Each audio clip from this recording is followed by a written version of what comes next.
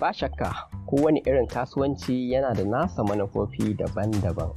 Yana da kyau ka san ta wace hanya yanar gizo za ta fi amfanar da kasuwancinka. Sanin wannan zai taimaka maka wajen mai da hankali akan abin da ya fi muhimmanci domin yin tsari mai kyau da za ka iya ci gaba da amfani da shi don samun ci gaba a kasuwancinka. Bari mu je yadda Jalaluddin Aliyu ya yi amfani da yanar gizo wajen bunƙasa kasuwancinsa. Bayan na fara kasuwanci na buɗe Google My Business kuma na yi amfani da social media. 90% na customers ina duka na same su a yanar gizo. So abu ne mai taimakawa sosai. Akwai hanyoyi da yawa da ke a bayyane da za su taimaka ma kasuwancinka, kamar ƙulla alaƙa da mutane akan kafafen sada zumunta, sai da abubuwa kan yanar gizo, neman abokan ciniki sabbi da kuma ƙara kyautata alaƙarka da tsoffin abokan cinikinka. Zai fi kyau ka fara da yi kanka tambaya mai sauƙi cewa, shin me yasa nake son bayyanar da kasuwanci na a yanar gizo?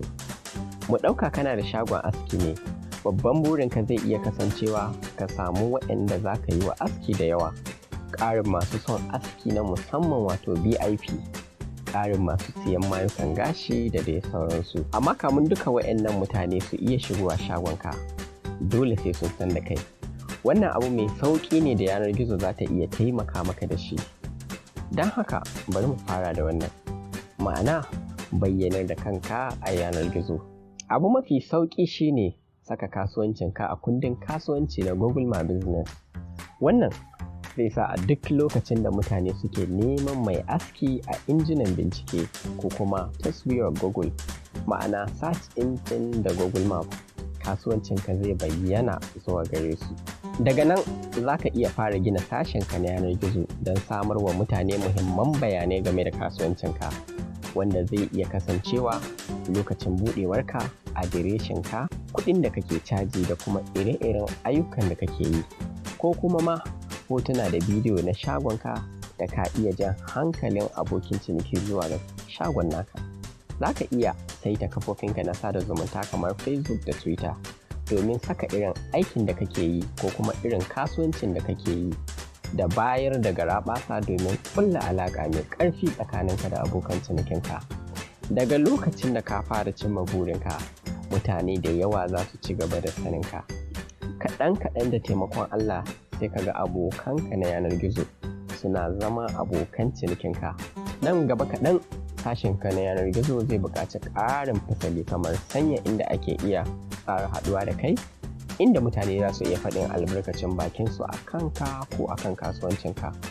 Gina sashen kasuwanci na yanar gizo ma'ana e-commerce don sayar da mayuka ko kayan kwalliya kai tsaye daga yanar gizo. Yanzu da ka fara amfani da yanar gizo wajen neman abokan cinikai, za ka iya fara sanya kaɗan daga cikin ribarka don bunƙasa kasuwancinka ta hanyar tallata kasuwancinka a yanar gizo. Ko meye ƙololuwan burinka? Inda kake a yanzu, abubuwan da suka fi buƙatar lokacinka za su dinga canzawa kaɗan-kaɗan.